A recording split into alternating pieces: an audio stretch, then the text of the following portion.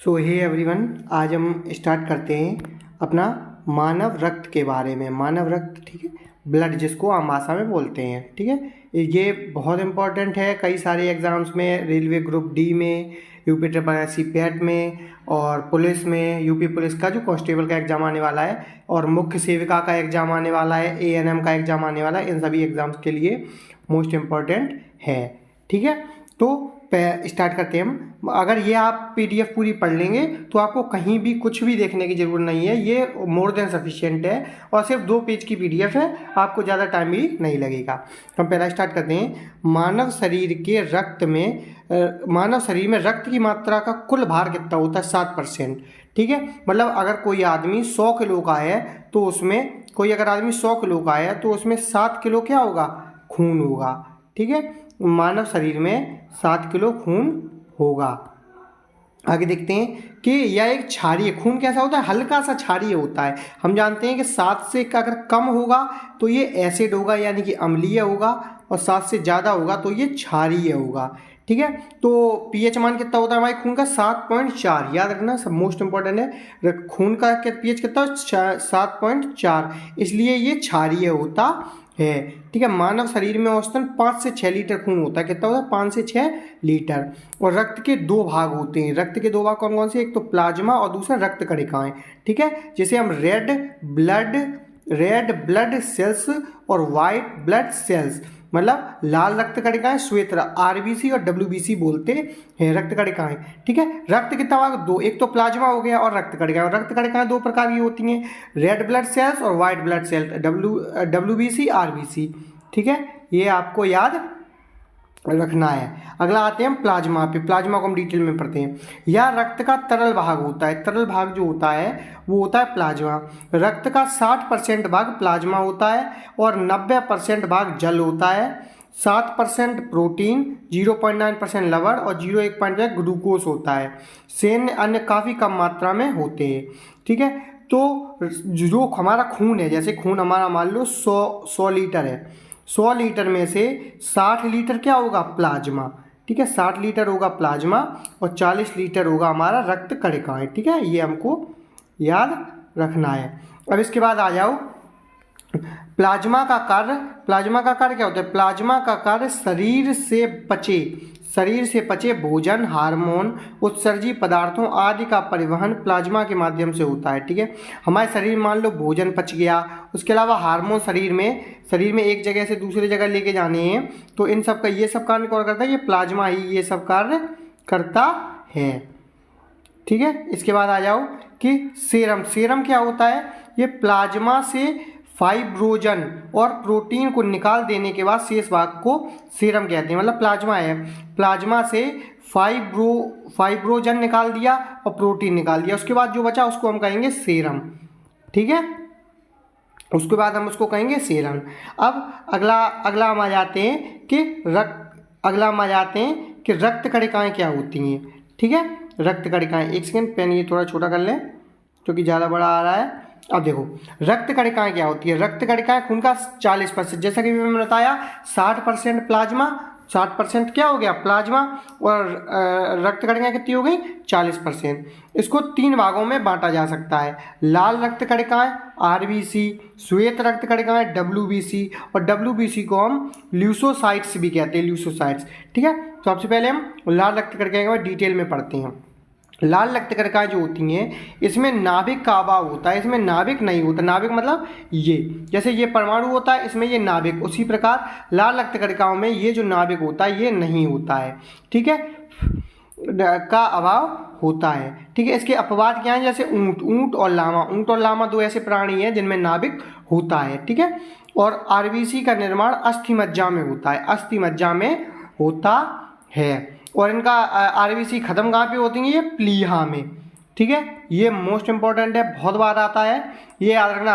अंत कहाँ पे होता है? प्लीहा में, और निर्माण कहाँ पे होता है? अस्थि मज्जा में। ये देखो, विनाश प्लीहा में, निर्माण अस्थि मज्जा में। भ्रूण अवस्था में इसका निर्माण यकृत में होता है, ठीक है। जब इंसान भ्रूण अवस्था में होता है तो इसका निर्माण यकृत में होता है। और प्लिया को आरबीसी की कब्रगाह भी कहा जाता है, ठीक है। पहले से ही हाईलाइटेड है, मैं फिर से हाईलाइट कर रहा हूँ, याद रखना। अगर आ जाए आरबीसी की कब्रगाह किसको कहते हैं, प्लिया को, और जन्म स्थान कहाँ होता है, अस्थि मज्जा। उसके बाद आ जाओ, हीमोग्लोबिन कहाँ पे पाया जाता है, लाल रक्त कणिकाओं में, ठीक है। आरबीसी का मुख्य कार्य कोशिकाओं को ऑक्सीजन पहुंचाकर उनमें कार्बन डाइऑक्साइड वापस लाना होता है, ठीक है। और एनीमिया रोग किसके कारण होता है, हीमोग्लोबिन के कारण, ये इंपॉर्टेंट याद रखना। एनीमिया रोग जो होता है हीमोग्लोबिन के कारण होता है। और सोते समय आरबीसी में 5% कमी हो जाती है, और 4200 मीटर की ऊंचाई पर रहने वाले लोगों के आरबीसी में 30% की वृद्धि होती है। और जो लोग 4200 किलोमीटर जो पहाड़ी क्षेत्रों में रहते हैं उनमें आरबीसी ज़्यादा होते हैं, और जब हम सोते हैं तो 5% की कमी हो जाती है आरबीसी में, ठीक है। ये कमी बड़ी होती रहती है। अब आ जाओ श्वेत रक्त कणिकाएं, WBC या फिर ल्यूकोसाइट्स। इसका निर्माण अस्थिमज्जा में अस्थिमज्जा, लिम्फ नोड और कभी कभी यकृत और प्लिया में भी होता है। मतलब जो अपनी रेड ब्लड सेल्स थी, रक्त लाल वाली, ठीक है, वो प्लिया में ख़त्म होती थी, लेकिन जो WBC है प्लिया में भी बन सकती हैं, यकृत में भी, लिम्फ नोड में भी, और अस्थिमज्जा में भी बन सकती हैं, ठीक है। ये 5 से 20 दिन का इनका जीवन काल होता है। मतलब 5 से 20 दिन में ये बनती हैं, ख़त्म हो जाती हैं, बनती हैं कि ये अरबों की संख्या में होती हैं, तो इसलिए इसका कोई ज़्यादा हमें फ़र्क पड़ता नहीं है, ठीक है। हम जो प्लेटलेट्स बोलते हैं नहीं, कि बुखार आ गया, प्लेटें कम हो गई, तो ये इसी से रिलेटेड है। जब आप अपनी ब्लड रिपोर्ट अगर आपने किसी ने देखी हो तो ल्यूकोसाइट्स उसमें लिख के आता है कि हमारा कितना है, कितना कम हो गया। श्वेत रक्त कणिकाओं में नाभिक पाया जाता है, ये अंतर है, ठीक है। अंतर आ जाए, देखो लाल रक्त कणिकाएं थी, इसमें नाभिक नहीं, अभाव होता है, नाभिक नहीं पाया जाता, लेकिन इनमें नाभिक पाया जाता है। इसका मुख्य कार्य शरीर के रोगों की रक्षा करना है, ठीक है। शरीर को रोगों से रक्षा कौन करता है, ये शरीर की मुख्य रोगों से रक्षा करता है WBC। और आरबीसी और WBC का अनुपात कितना होता है, 60:1, ये जरूरी है। देखो RBC बटे WBC ये कितना होता है, 600/1। मतलब अगर 600 RBC हैं तो WBC 1 होगा, ठीक है।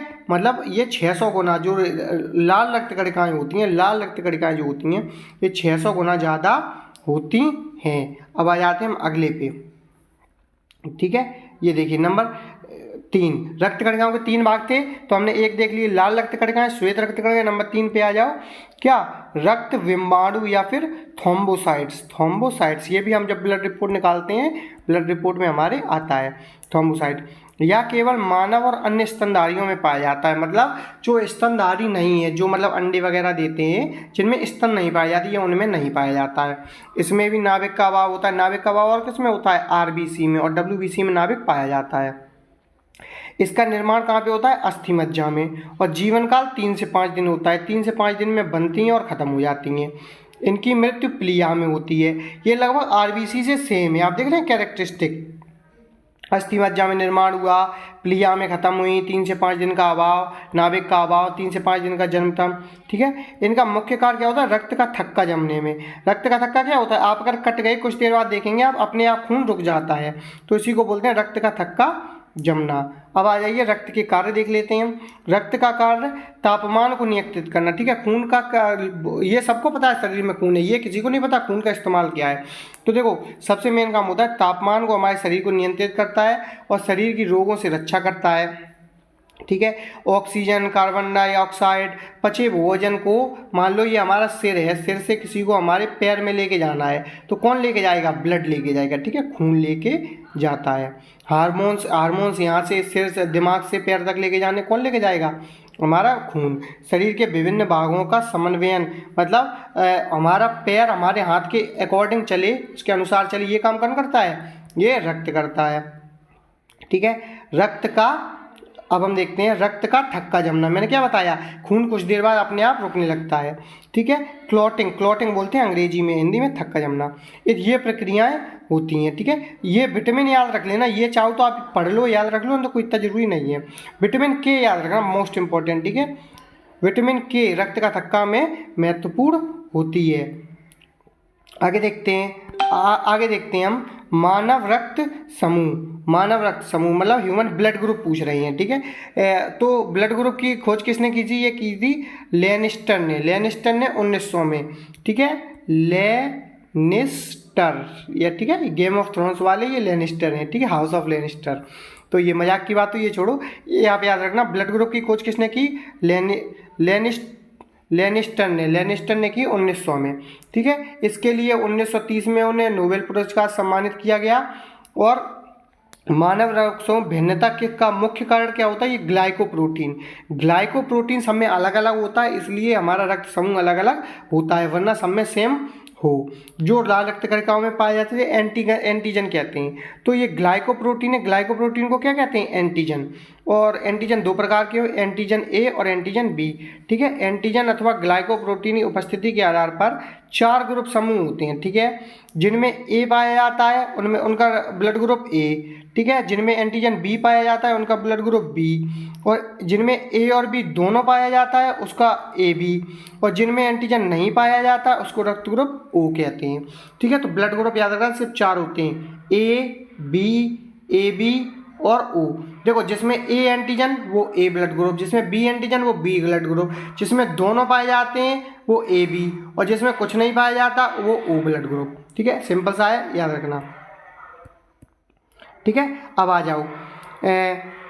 जाओ ये रक्त, ये मोस्ट इंपॉर्टेंट है, ठीक है। ये 2 लाइनें हैं, लगभग हर एग्जाम में आती हैं। रक्त समूह ओ को सर्वदाता समूह कहते हैं क्योंकि इसमें कोई एंटीजन नहीं होता है।